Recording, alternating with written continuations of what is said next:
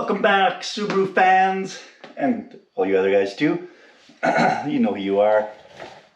Good news, our parts have showed up for the engine.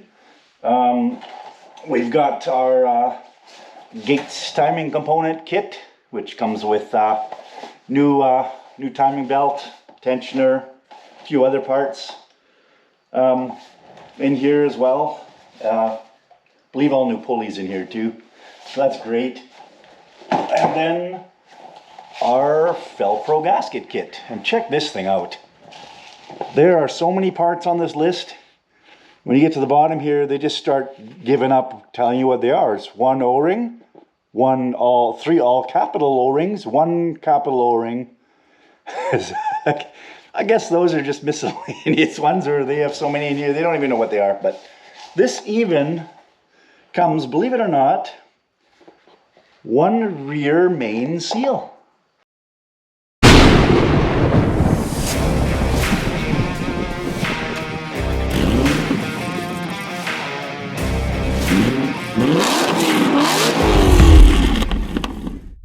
So that's awesome news. That's the part number for the kit I ended up getting. 260-1852 gasket kit. And yeah, both of these kits together with shipping and tax for 460 bucks. That's in Canadian money, so a little less for you guys down south. But yeah, I thought I'd give us a quick tour of the motor here. The engine, I guess I should say. So front of the engine doesn't look too bad. I do see a bunch of grime here. I'm not entirely sure. This is the oil filter here in the housing. I don't know if that's coming from above yet or one of the O-rings on there, so that'll be an interesting find, because on this side of the car there was a bunch of oil dripping underneath the car, and I couldn't really tell where it was coming from, and I'll show you why later. There is some leakage and weeping down here, which again could come from behind this cover. We won't know until we take that off, I guess. I'll see if I can spin us around here. So, driver's side here. Fair bit of oil weeping, I think. You can tell from the fill for sure. Again, I don't know if that's from people filling it. There was oil, remember, on the spark plugs, so I assume these are probably rock hard, these seals for the spark plug tubes. We got new ones of those. We got new ones of the cover where the bolts go and the cover itself, so that should cure anything there. It's pretty wet here also, but I don't know if somebody just, maybe even me, spilled when we were filling the oil. It could be. Let's see if I can get us a better look underneath here.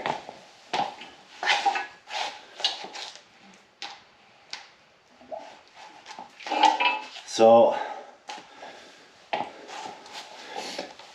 quite a bit of wet oil mess under here too. So that's probably valve cover by the look of it. As you can see, it's dripping right here. So that is not a head gasket problem. The head gasket actually lives right here, right? And at first glance, I don't really see any external leaks, but I mean, who knows? When this thing's actually sitting in the car and it weeps out of here, it could run all over the place down here. So we won't know until we take it apart, I'm guessing. Look at all the wetness on the oil pan too. And again, I don't know if that's coming from above or below. There's lots of oil up here, so.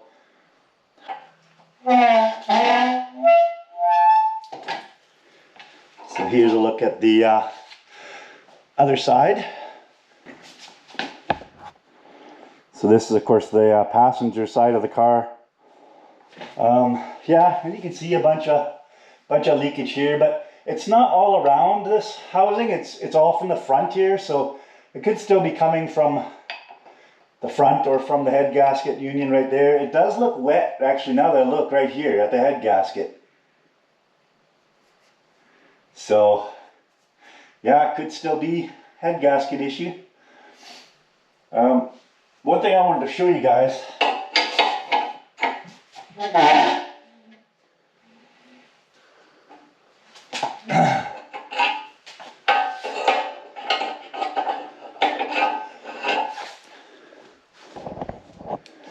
One thing I want to show you guys is the head gaskets. Does that not look like somebody put a multi-layer gasket in there? I believe so. Both of them look like that. So I believe somebody's already been in here, and we saw a bunch of loose bolts when we were disassembling, so I gotta think that's probably quite possible. I also went ahead and degreased half the engine bay, the cross member below. I cleaned this half. This half is still dirty. The main reason was this line for the power, this is the power steering pump. This one line here in the back, it was wet. I did smell the fluid, and it didn't smell like power steering fluid, but I went ahead and degreased the line, cleaned it all up so I can tell if there's any further leaks that it would be the power steering pump. Everything, you gotta understand, everything was just so coated in oil and grime under here, you couldn't tell what was new, what was old leaks, and what's going on. So that's also why I cleaned under here, so we could see if there's anything new leaking. And I'll go ahead and clean the rest of this later on too, but let's have a look at this. See, it's just so thick and grimy. Like there's a good 1/8 of an inch of just crud and crap on there, and sand, and just a mess. So I'm gonna have my work cut out for me doing this. It took about an hour to clean this other side already, but it's looking pretty good. So I'll make that one match, so at least we can tell if there's any further leaks. So yeah, without further ado, you will get set up and we can crack open this engine. All right, so first we got to get this crank pulley off of here. It's a 22 millimeter. Hopefully this thing will break it free. Maybe not.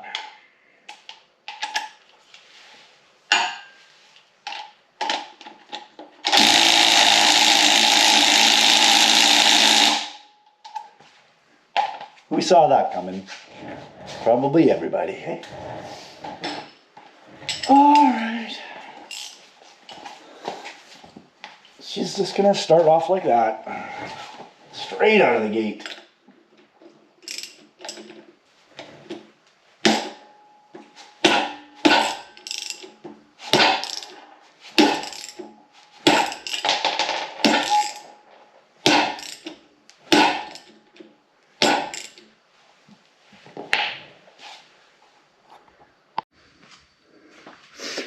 Okay guys, I always wanted to try this. Actually no, I just thought of it right now, but you know. This is just a ratchet strap around the crank pulley, around the engine stand. Don't know if this will work or not.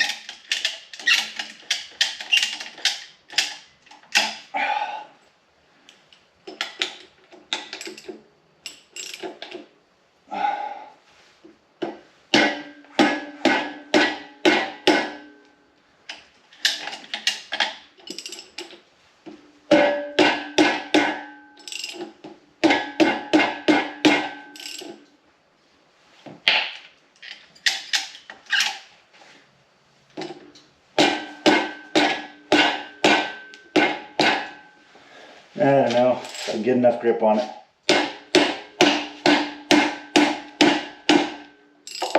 Doesn't look like it.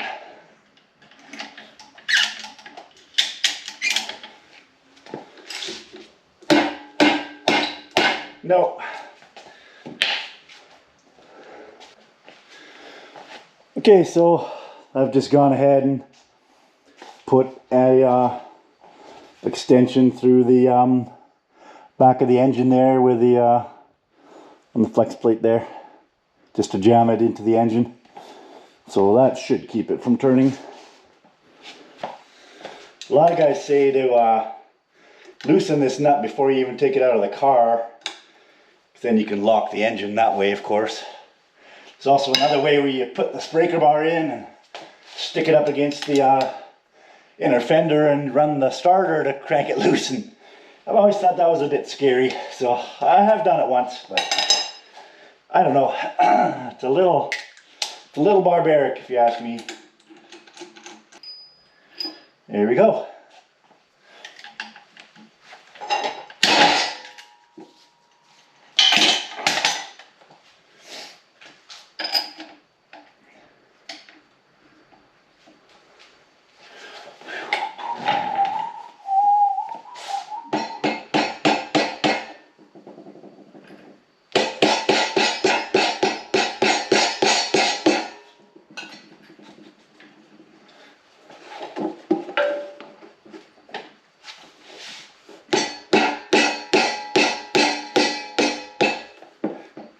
There we go. It's a good idea is to put the bolt back in there a couple threads so that thing doesn't fly off, hit the ground, and maybe break off a rib, and then you're eating up belts, and that's not good. Here we go. Okay, so now we're left with a mountain of 10 millimeters to get this timing cover off. It does come off in a couple pieces, so we can start with this one side here.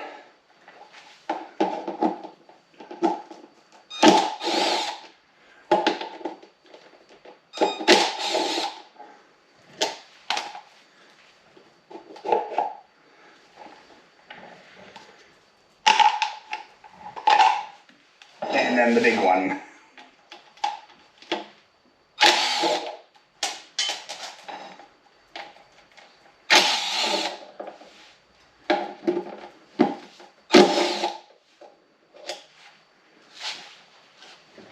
This one, these two are both with built-in shoulders on them, like that. The next one over here, that's just got the metal insert already built into the cover. It's just a regular little bolt, so careful when you're putting it back together. Oh yeah, and I'm missing a bolt right here. Lovely.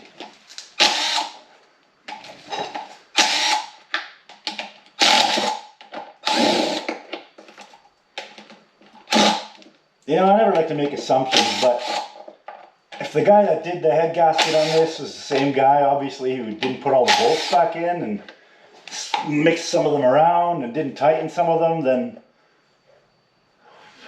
it's not implausible to think we have a bad assembly on the head gaskets as well, right? And here's a clue for us. See how, I don't know if you can make that out, maybe like that. See how wet it is in this area here? That's definitely oil. The rest of this cover is fairly dry. The other side over here, a little bit wet over here.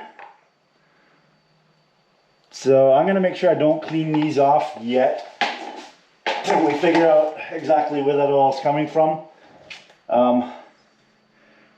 I do see oil in here, so possibly behind here the seal's leaking at the front. And I can't really tell over here yet if it's a camshaft seal. I suspect so. And this other side's dry, so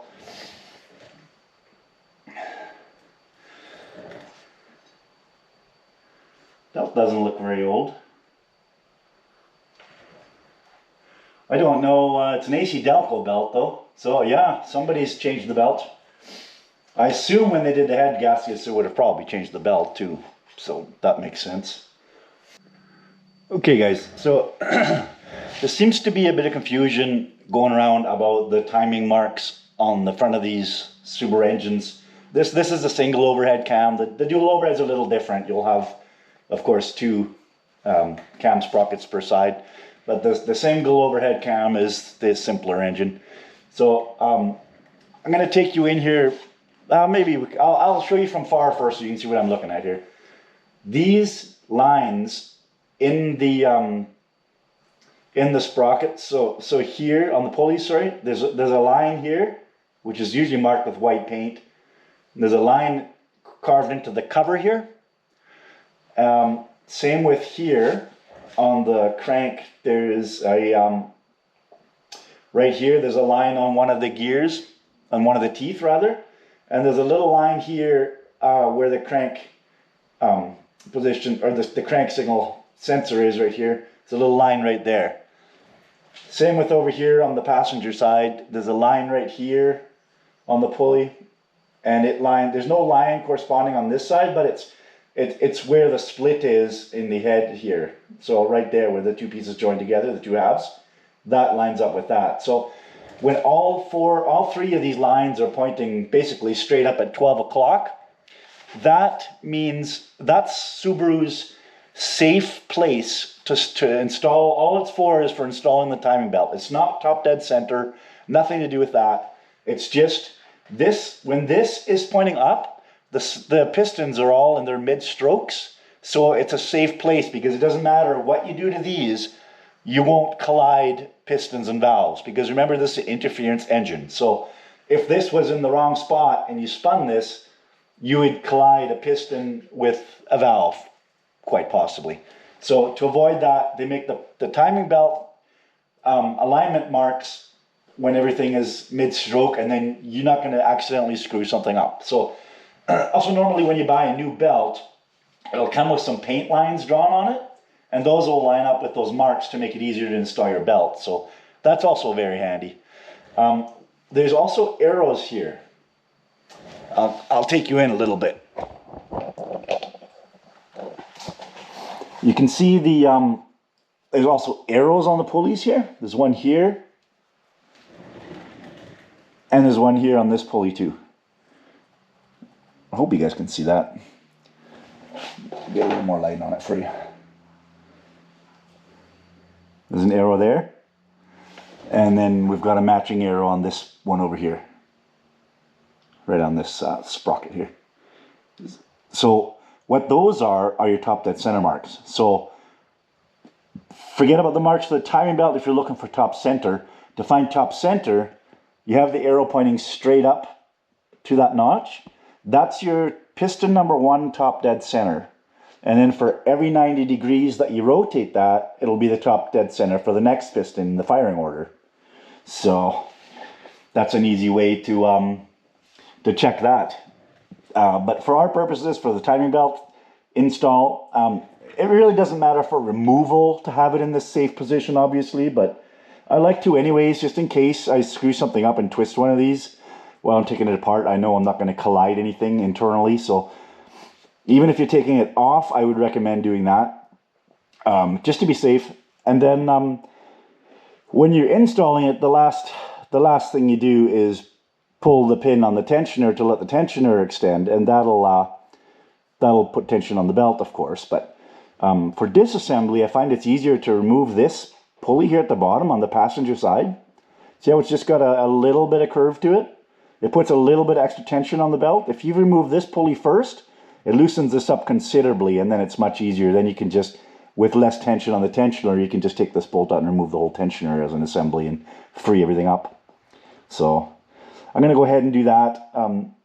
I think what I'll do before I even take the belt off, though, is to make sure I can get these loosened up, because it's much easier when there's a belt still on there, obviously, and then I can hold it at one end while I loosen the other. So I'll start with taking these out, loosening these, then I'll take the pulley out, then the tensioner, and then the belt will come off.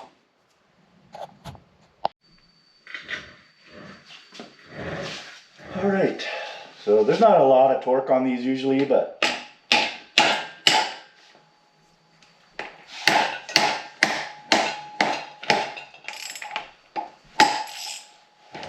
one.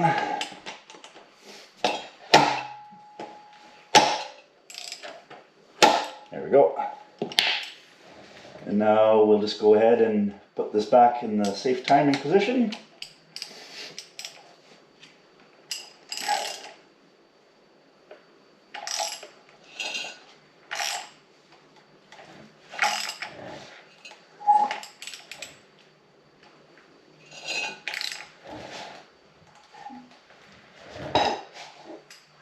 There we go.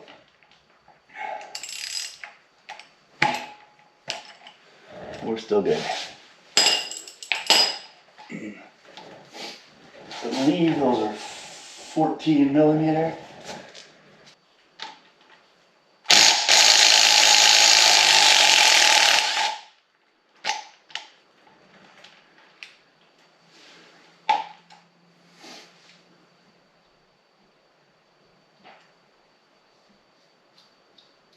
This pulley's in really good shape. I almost wonder if they replaced the pulleys when they did this. Maybe they did do a nice job, I don't know. All right.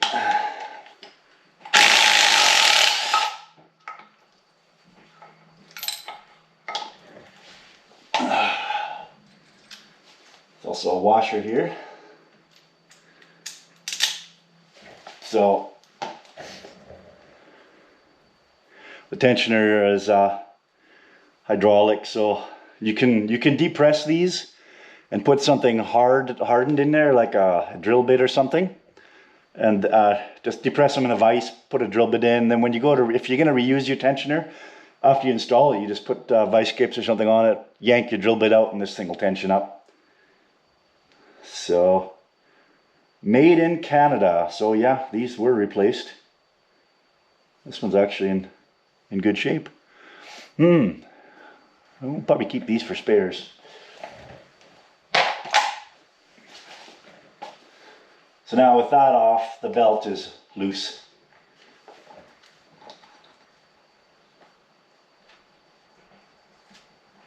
There we go.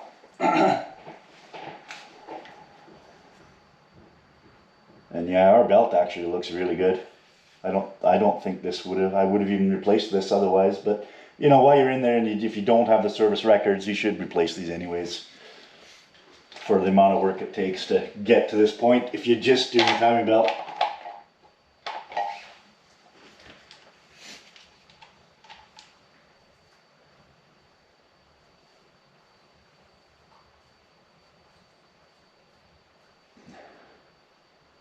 Water pump here feels fine.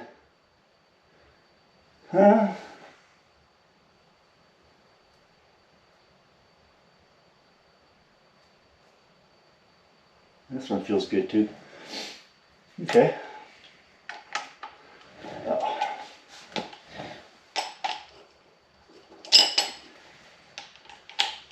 17 on these, of course.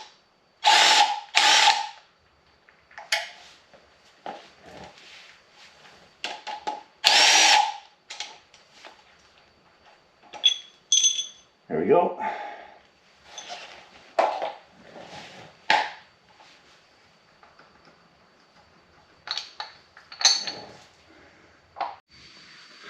Okay, so now that we get the timing set out of our way, there's a couple more rear covers we can remove now. So here on the driver's side, there's a cover with 310mm bolts, and over here there's a small cover with a couple bolts in it. So go ahead and buzz those out too.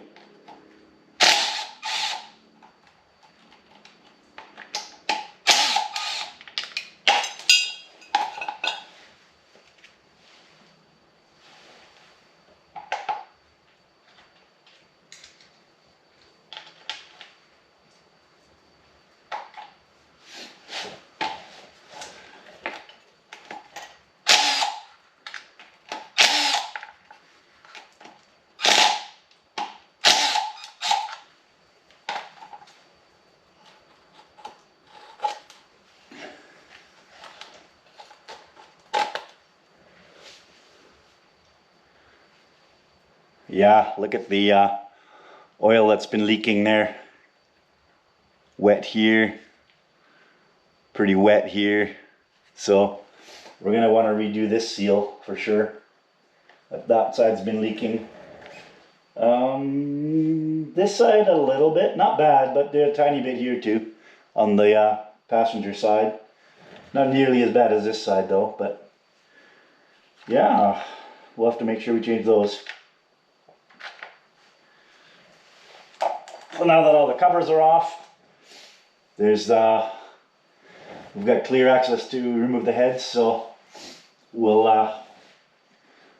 pull one of these. We'll start on the passenger side here. We'll pull the valve cover we'll pull the valve cover off. Check out what the valves look like on this side, and then we'll probably, I think we'll probably do one side at a time, so we don't mix too many things up here and get the valves all out of the one side, and then we'll go over and do the other side, and then we'll have a good look at the tops before we pull those apart. So we'll go in stages so we don't lose track. All right, so here we are on the passenger side valve cover. Just 10mm bolts again.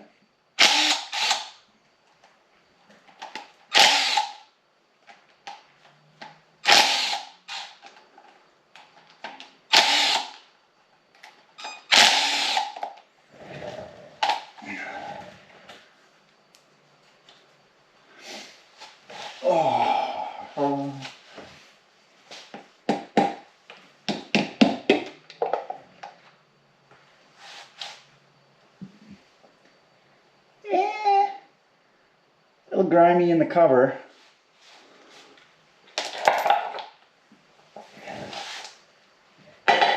But she's really clean under here, actually. Wow. Not too shabby at all.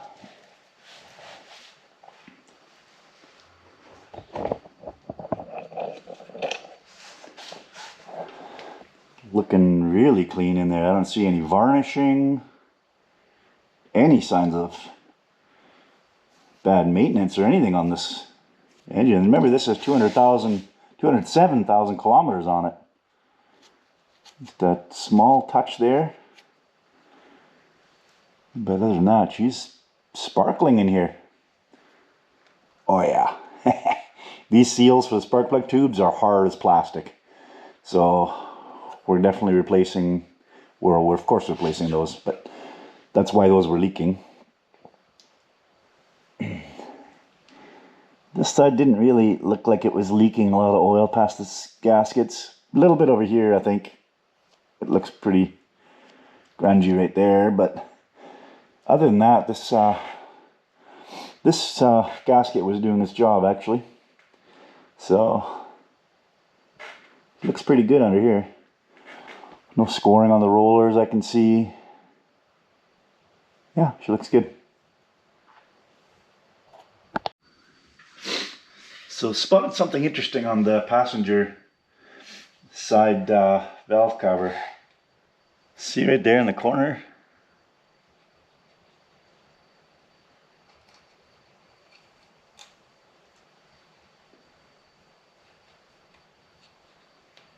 It's just a chunk of gray silicone in there. Wasn't loose, it was formed to that spot, so not really sure why. Unless it was just a glob that fell there by accident from something else, because there's no reason for it to be there. It doesn't. There's no tear in this, and it wasn't helping to create a seal. It was just sort of stuck in the corner of the cover. So,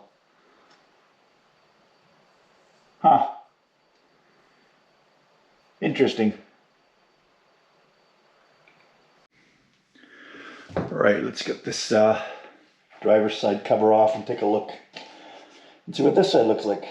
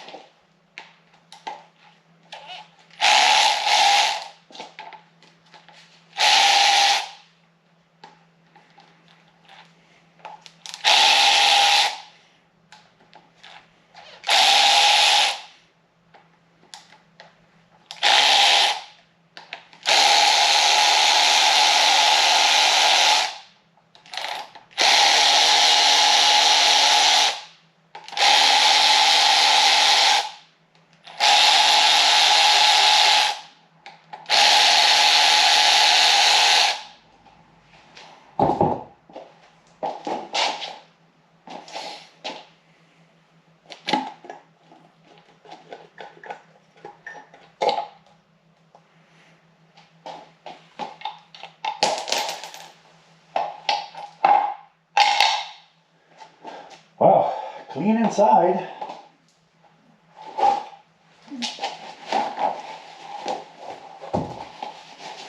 Very clean inside, actually. Also, check this out. Look how mashed this rubber seal for the spark plug tube is on this side here. and they're hard as a rock. So I'm pretty sure when this was the head gaskets were done, they probably didn't replace any of those. This shouldn't be this hard already. Other than that, I don't really see anything alarming in here yet.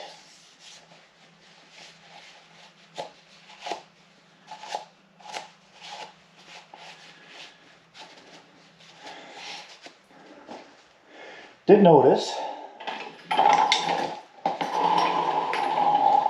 the water pump had been replaced.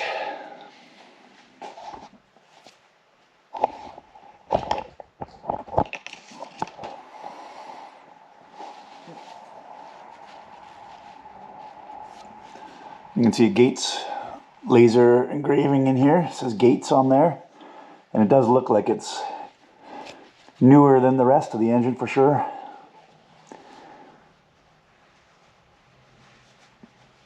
So that's good.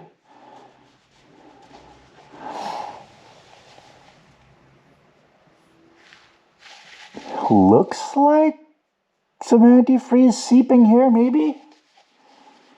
Unless that was old, but you'd think they would have cleaned that up when they did the head gaskets, right?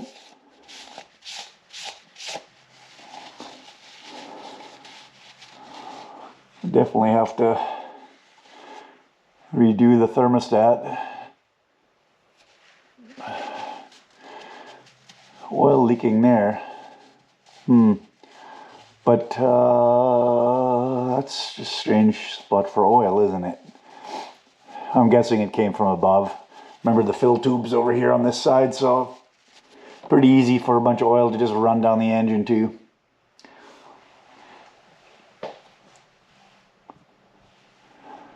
Doesn't look like anything was leaking up top really.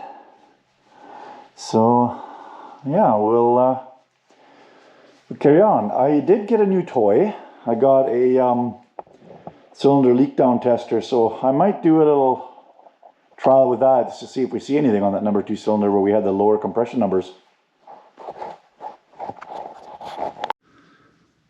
Alright, so I've got the leak down tester connected to the number 1 cylinder on this Subaru Boxer engine here. And now normally you're probably going to do this in a car, but this one's out of the car already. The timing belt's all off. And the way to do this is when the intake and exhaust valves are both closed. So see how I've got play on both of them right now?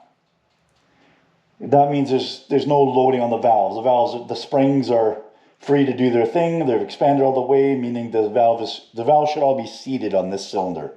Another way I can check that is by rotating the cam. See, at this angle, the exhaust are trying to start opening. If I go back a little bit, you can see the intakes on this cylinder starting to open. So right now there's no tension on this sprocket at all. So both these cylinders are actually in a position where all the valves are closed. So that's the point at which I'm going to test. I've already got the 14 millimeter threaded connection screwed into the cylinder here. And the instructions on this this unit say to fire up the air compressor, maximum 100 psi. With this disconnected, meaning it's blocked off, there's a quick disconnect in here.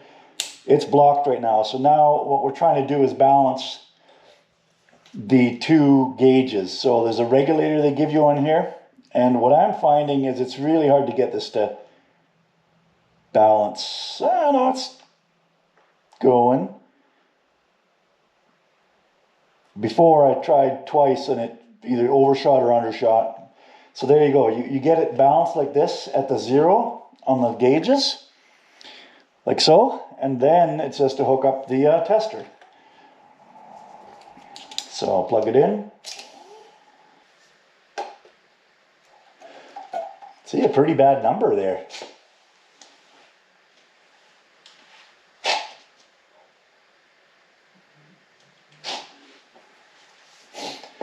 We're in moderate.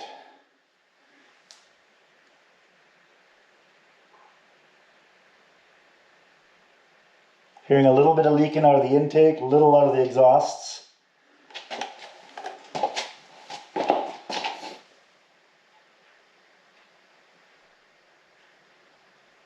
And a little bit in the oil fill tube, so probably a little bit of slop everywhere.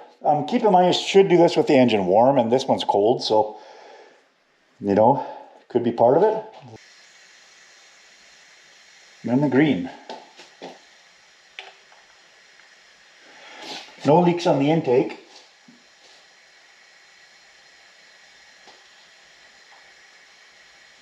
Fair bit on the exhaust. And I can hear a bit coming out of the tube too. So mostly intake on this guy. You can see what it would look like if there was leaks. That's the intake. Oddly enough, I can actually get a greener number by cycling it a couple times, probably blowing some crap out of it that's stuck in it. So there you go, that's a pass. I'm going to retest the first one we did over there that looked a little sketchy too. Okay, we're back in number 1 over here. Got it set. Definitely loose on both. It's still set to 0 here.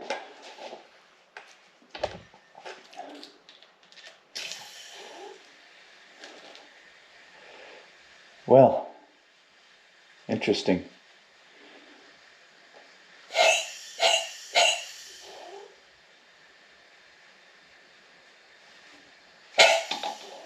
I'm wondering if we just have some, that's the exhaust valves I'm cracking here. And then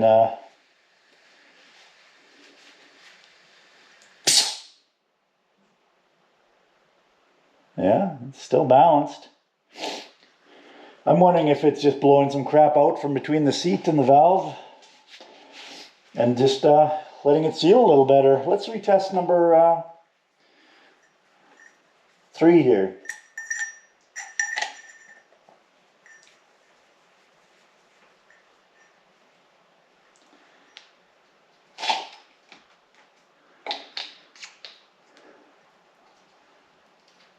There she is, loose on all 4.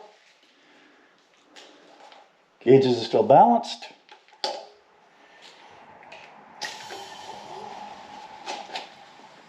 Oh, great numbers. There's the intakes. So if you had bad intakes, valves, or seats on them rather, it would look like this, right? And you can hear the air coming out. And as it seals, you get into the green. If the dial was right down and set, you'd have 0 leakage at all. But that's never going to be the case. You're always going to get something leaking by a valve or a ring. Even on a perfectly brand new rebuilt engine, you wouldn't expect to seal completely, just the way the rings and everything else are. So that's a really good number. So we're actually green on all 4 cylinders now. All right, now that we've done the leak down test on the engine, and surprisingly everything turned out green, even though we had slightly low compression on cylinder 2 and a leaky head gasket. It's time to go inside for an inspection and a checkup. Not that kind of checkup. I think they wear blue gloves for that. We're safe. So we're going to start with the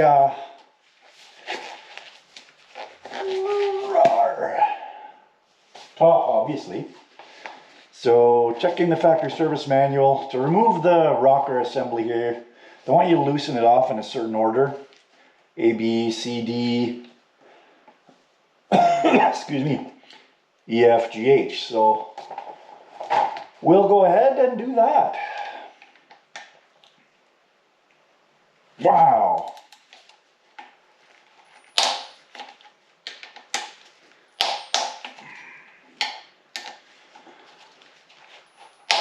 A, B, C, D.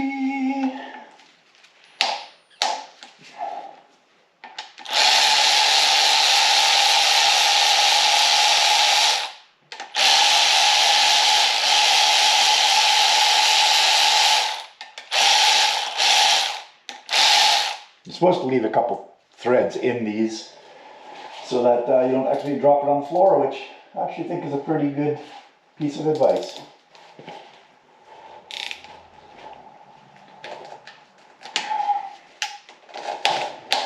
E.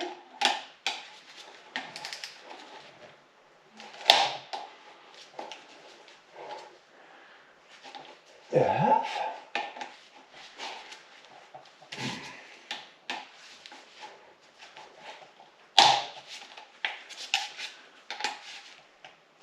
GH.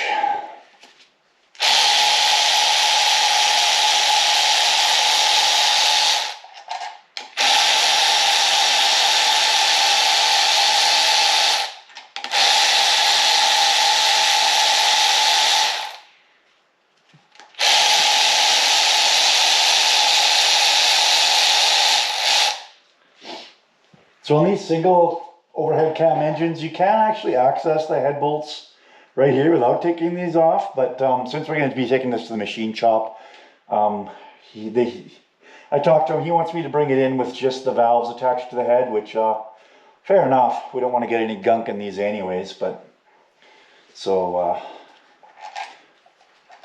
yeah, we'll remove these. I'm still not 100% sure if I'm going to remove these camshaft caps and the camshaft. I think so, just to avoid contaminating stuff. If I was just doing these myself, probably not. But yeah, it'll be real neat to see what we find under these heads for sure, because yeah, the head gaskets have definitely been in their place, but on the front of the engine, timing set had been done, yet a lot of these rubber components doesn't look like they were changed, so kind of strange.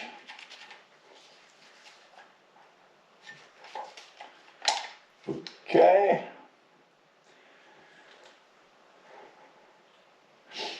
So we're on the right side of the engine. That's the front. So I've got these, I've got a box down here just labeled that I'm putting everything into.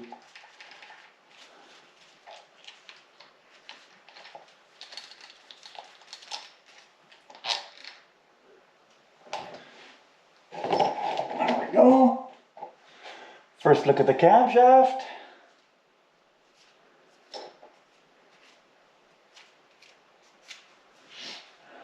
Yeah, looks all right.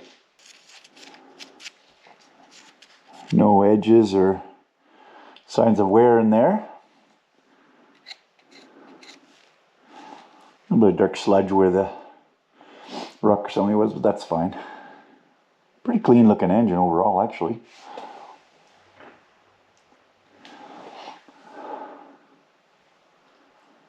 All right. Well, I think what I'll do is spin the engine around and we'll take off the other side as well right away.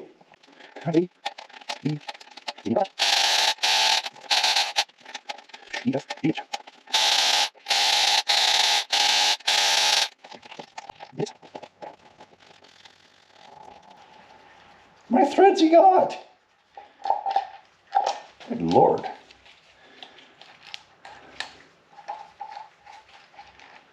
And exhaust.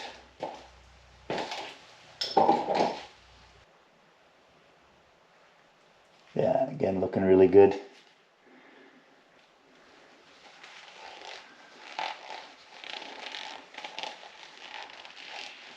Okay. All right. Let's get this cam plate off of here then. I still haven't removed this sensor here, so I got to do that first.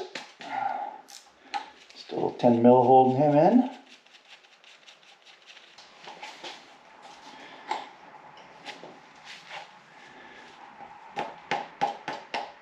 There we go. Okay, remove bolts A and B, which are the two at the front on the cap.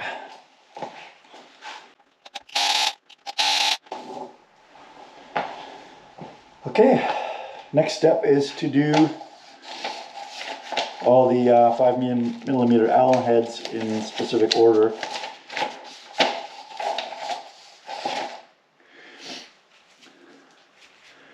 Which is C through J. Alright, so we'll start up here.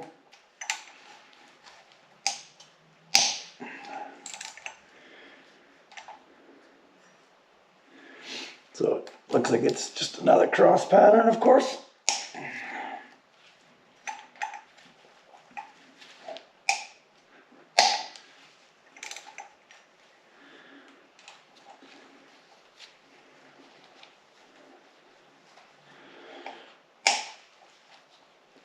Then you head to the back of the engine and do those two.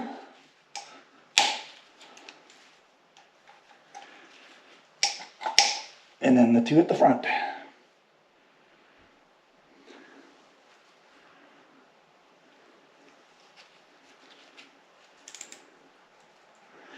This one's actually hidden.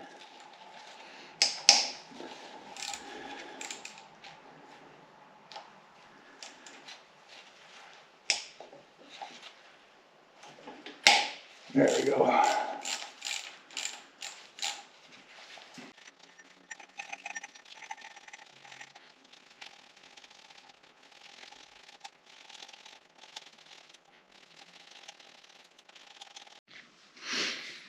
All right, for the Torx, it's a T40. That seems to fit. So again, start at the center.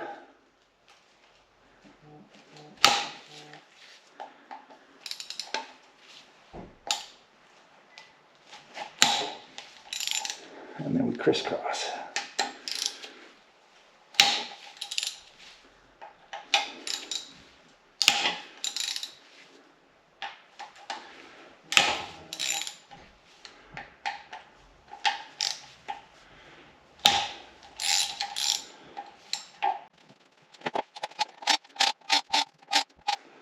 I'll leave that in just a little bit so I can tap this thing and get it broken free of the RTV. And then we should be okay.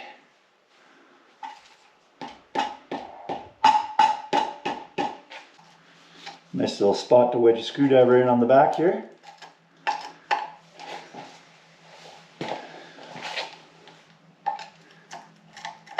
Just right here, there's some nice little slots. There we go. Yeah, so there's this plug at the back here, at the back end of the camshaft. We're getting hooked in that.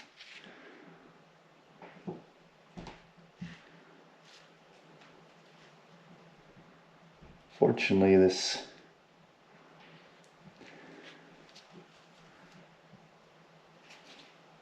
I don't know. Yeah, I guess it was complete.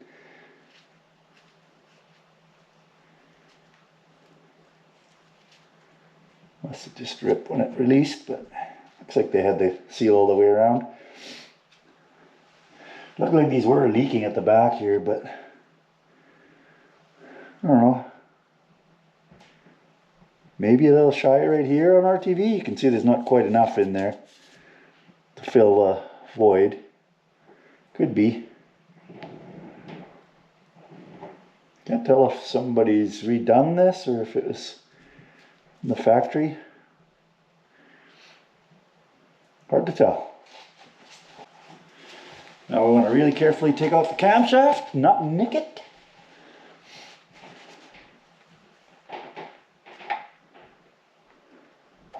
There we go.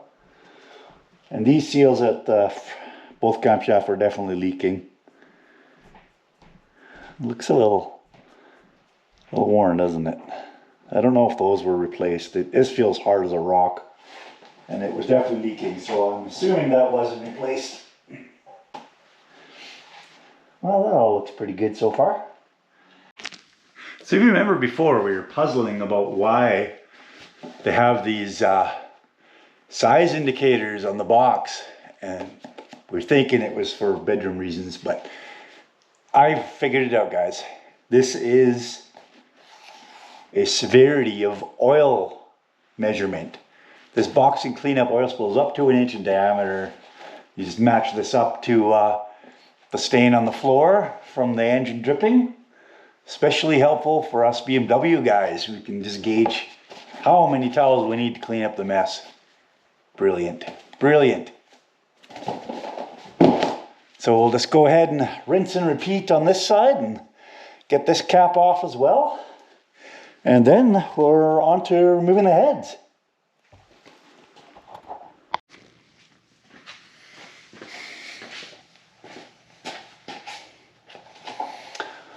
Okay, we're just going to do a quick rinse and repeat on this side. Also, this is sophisticated work, so I recommend a white wine with tearing the heads off an engine rather than beer. We'll do the beer when we do the exhaust or something, or reassemble. Yeah, when we put it back in.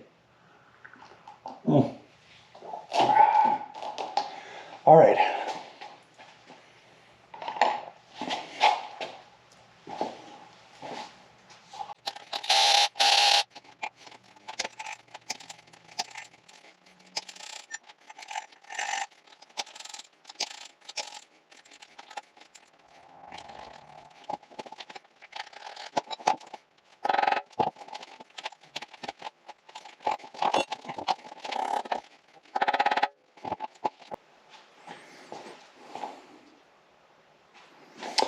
Okay, so this guy is not playing nice. He's not wanting to loosen up, and I don't want to strip it. So I'm going to go get one of those impact driver screwdrivers tomorrow, and we'll attempt that one again.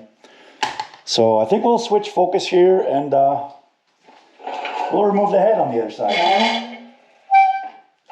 Because why not? So to remove the head, it's a specific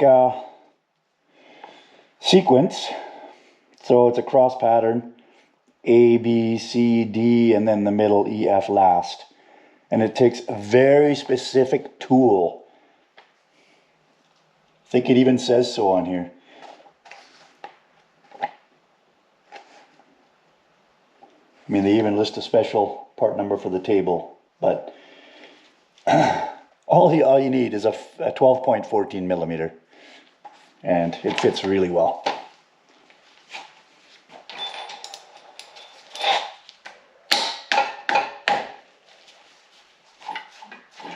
Oh man, she's tight, of course.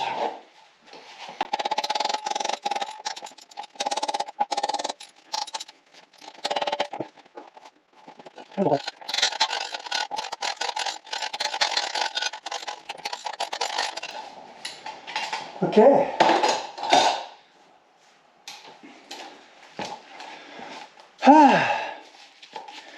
She's a little tight, but we got her.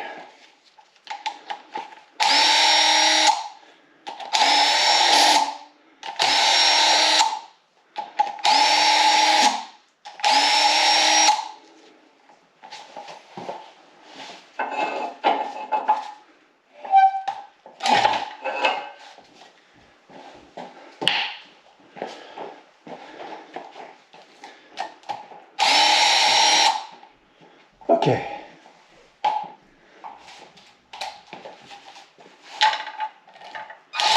Oh. Grab the wrong one. She's a 10, not an 11.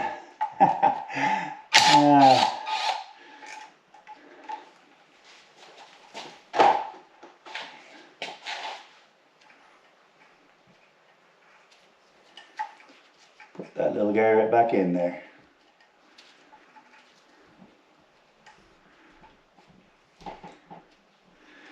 But it doesn't want to. Okay. See if she'll come off clean.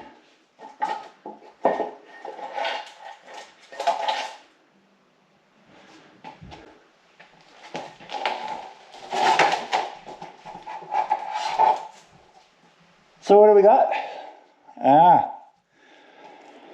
Well, she is a multi-layered gasket.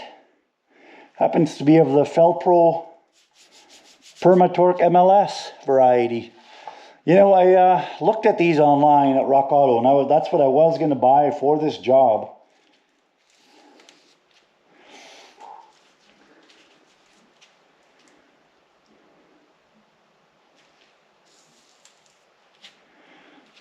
Let's clean these up a little bit and see what they look like. So on this side, I actually don't see any failures. Do you guys? Actually looks pretty good.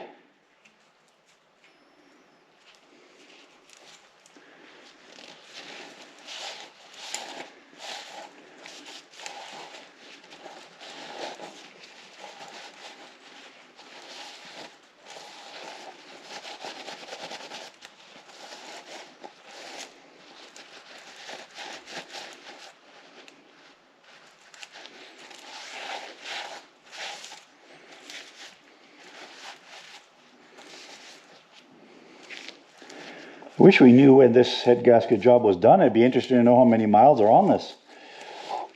So this is the cylinder number 2 where we had slightly less compression. I don't see any crossover between the cylinders. I don't see any missing material between the cylinder or any of the ports on either side.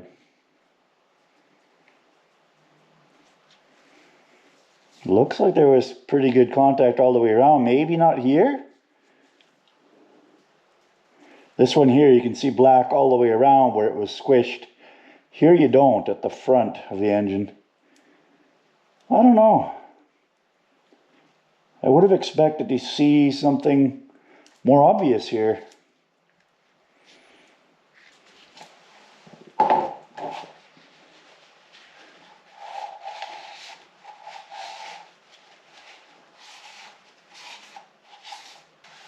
So, do see some things. Take you guys in. And see along here, I don't know if it's going to show up in the camera, but there's a bunch of gouge marks in here. They don't look to cross between there, but it makes me think they didn't machine this. The rest doesn't look terrible, but then again, look at this. Is that a sign of something? Not sure.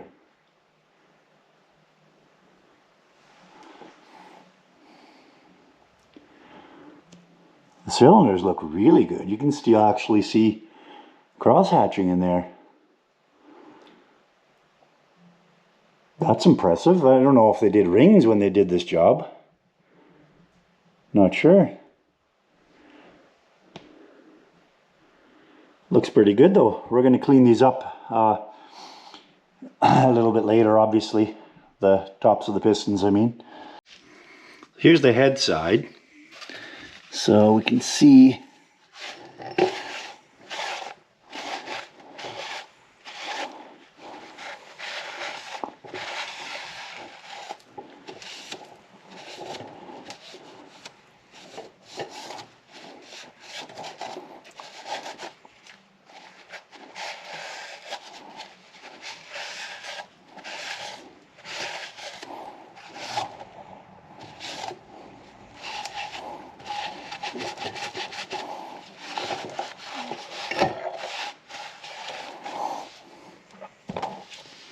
really see any. You know what? This head looks like it was machined. I don't know. Look at the pattern on that. Looks like in a past life it crossed here. And here maybe. That lettering stamped over from the.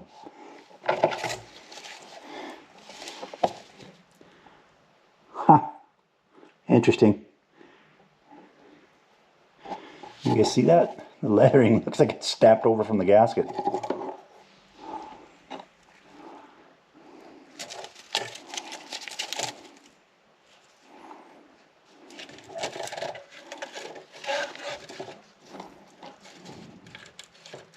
This should have been sitting like this.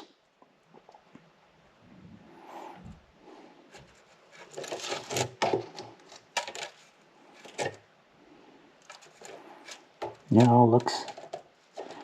looks like it should. Huh. Well, I don't know, guys. That one to me didn't look like it failed, so it'll be interesting to see what we see on the other side of the engine tomorrow.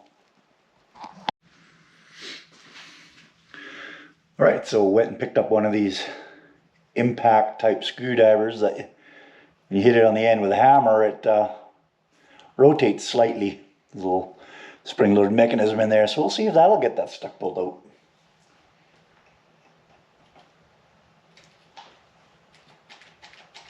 Fancy.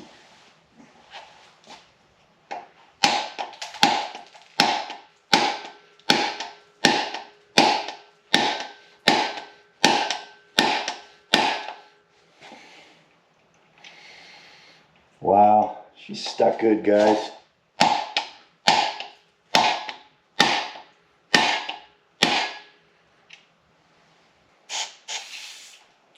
And a little pool of penetrant and see what it does after maybe an hour or so.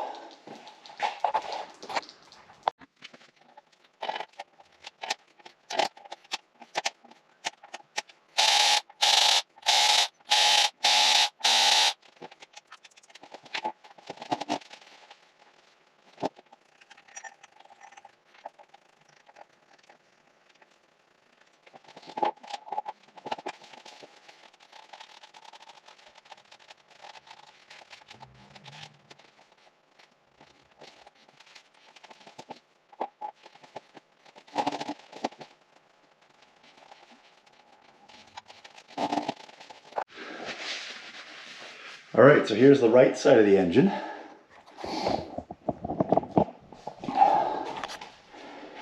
Head gasket's still on there.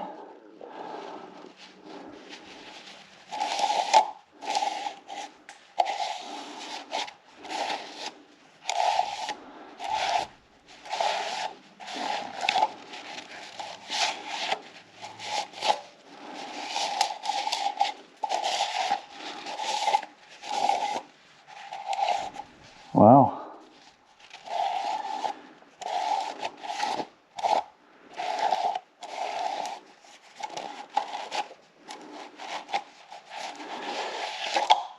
You know, again, I don't know how long these were on here for, but they look in really good shape. A little bit here. It's come off, but that's probably just from it being compressed on the head. That's not between cavities.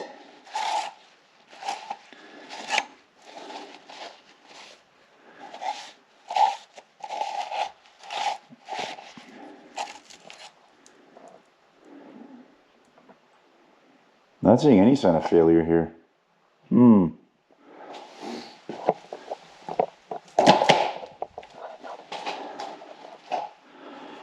Head? With a cracked head? Block seems okay. Cylinder looking good.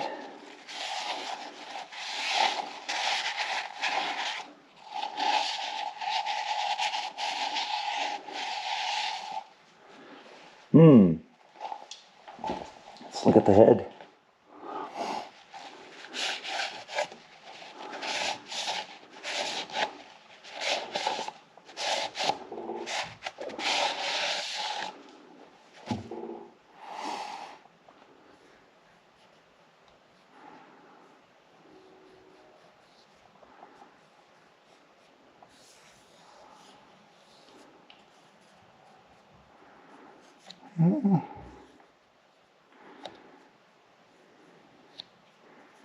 I mean, it kind of feels like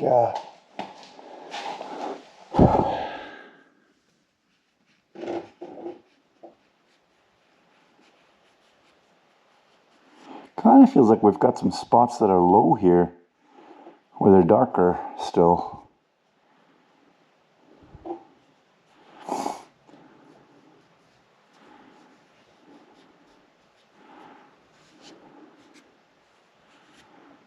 I'm gonna grab a straight edge and a flashlight. We'll see if we can see anything.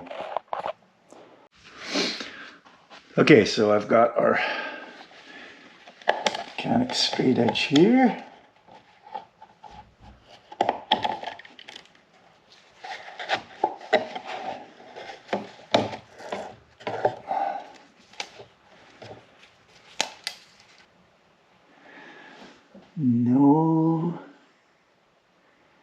visible light through the bottom.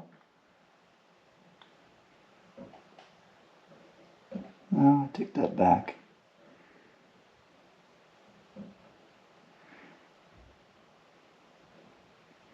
Nope, never mind, no light. What I was really interested in was this dark spot over here. Aha! Yeah.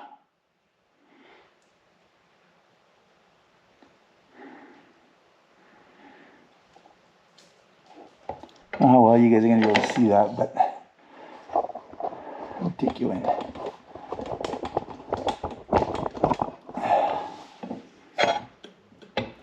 Keep an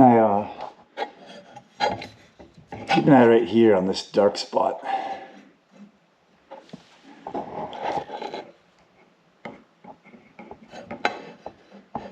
Let's see if I can line this up somehow so you guys can see.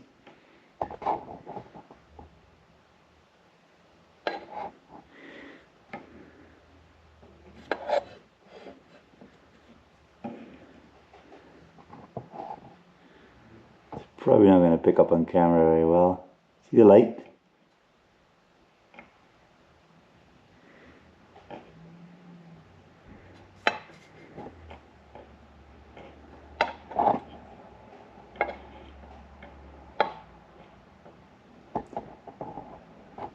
See if I can turn this thing up.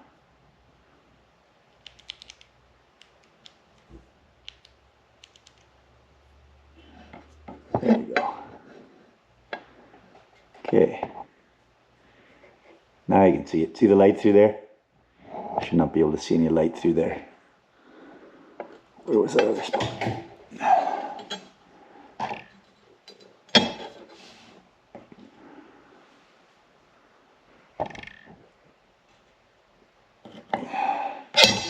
Yep.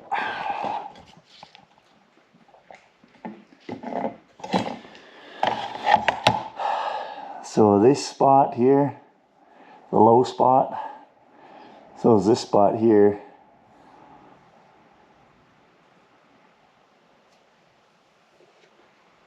And I'm assuming these ones too, which of course could be the cause of our problems. Do we just have poorly prepared heads before they threw a gasket on? Maybe. Let's look at the other head for a second. It's got the same dark spots here, but they don't, I can't feel them with my hand or with my finger. This one I can. See how this one's got the same thing? I can feel that.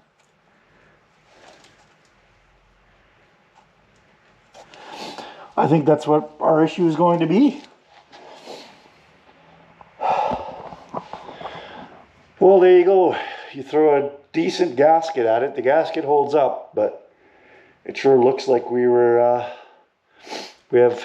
heads that were not prepared properly before they put the head gaskets on. To me, I don't see any other issues. So,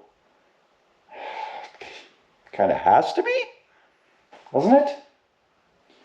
If you look at the heads, I believe this is the low pressure oil side down here, and the high pressure oil's in the holes here. So, sorry, in the holes. So, this would be the problem area here then, wouldn't it? Where we were seeing antifreeze in our oil. That on ours is here, which doesn't look bad, but it doesn't take much.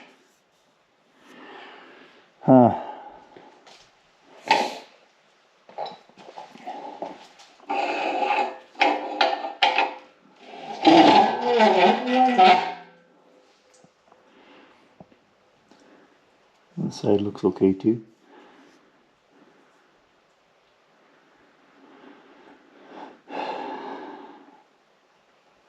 Actually, if this is the high pressure oil side and we're getting antifreeze in the oil, it would probably actually be introduced down here on the low pressure side where the coolant pressure would be able to overcome the oil pressure.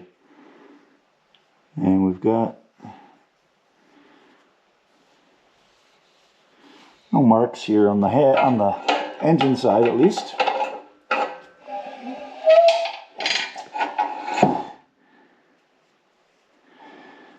We'll be down here and here. Let's take a look at those gaskets again. Sorry, the heads again. It will be down in here. And here. I don't know, guys.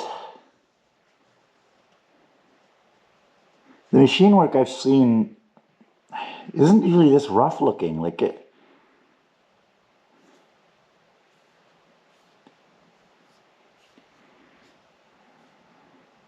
Like they're deep enough to hold dirt. So, and they're in this direction. So could stuff have just been creeping through all these little micro lines here, little abrasions?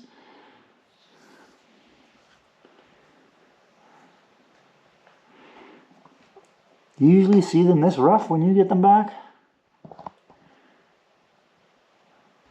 Like these aren't lines I've scratched in here or anything. They're, you can down here feel them with your fingernail. And both heads are like that. So I don't know if that's machine shop or if that's somebody was sanding the heads by hand or something. They look pretty uniform. But I mean, they look like an arc, like you would see at a machine shop, but they didn't take them down far enough. And like right here, I feel like I'm scratching a record. There's no gasket that's going to seal that and not allow, you know, transfer through those little lines. Especially right here. We've got coolant here, we've got low pressure oil here.